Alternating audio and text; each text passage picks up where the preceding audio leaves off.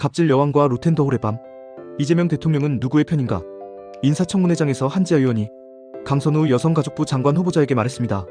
장관이 되시건 낙마를 하시건 제보한 보좌진들 색출하지 말아주십시오. 이에 강 후보자는 명심하겠다고 답했습니다. 그러나 이 말을 곧바로 되짚은 이다리 의원의 안 하겠다는 뜻입니까?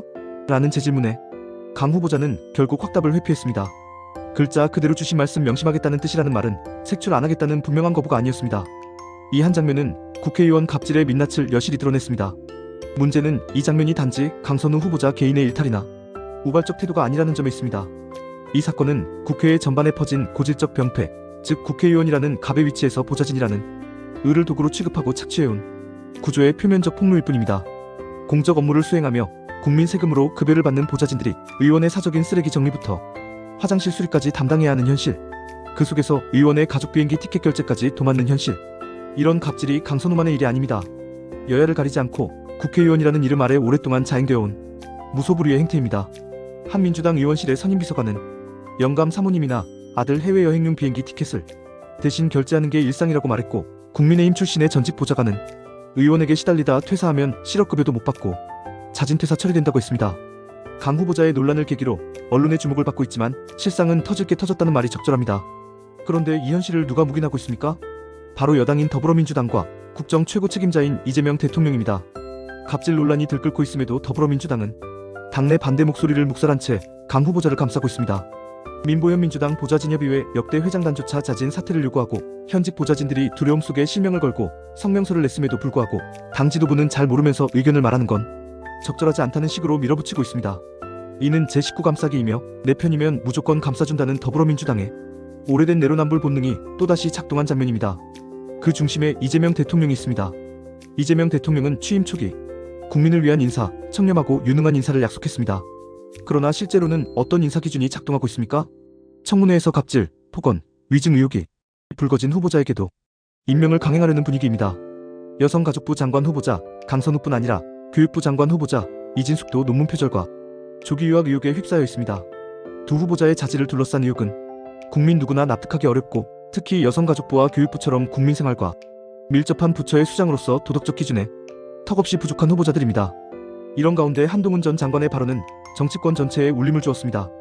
12월 3일 밤 계엄 해제 결의가 이뤄질 수 있도록 본회의장 앞 로텐더홀에서 몸으로 계엄군을 막아낸 건 국회의원들이 아니라 보좌진과 당직자들이었다.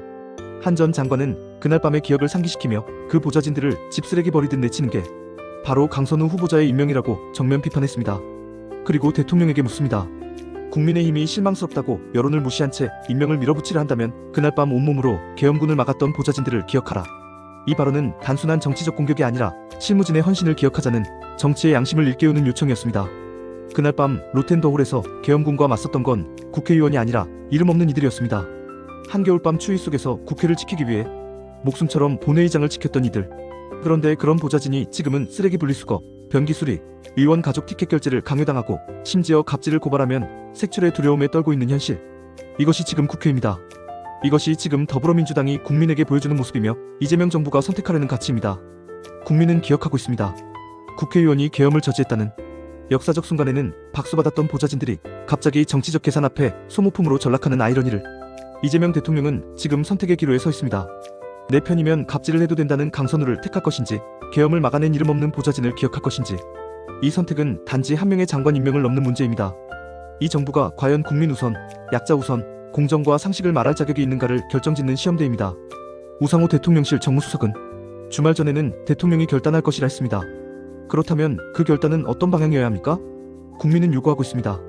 장관이라는 자리가 권력자의 공적 보상 자리가 아니라 진정한 공복으로서 국민을 섬기는 자리이길 더불어민주당은 주장합니다.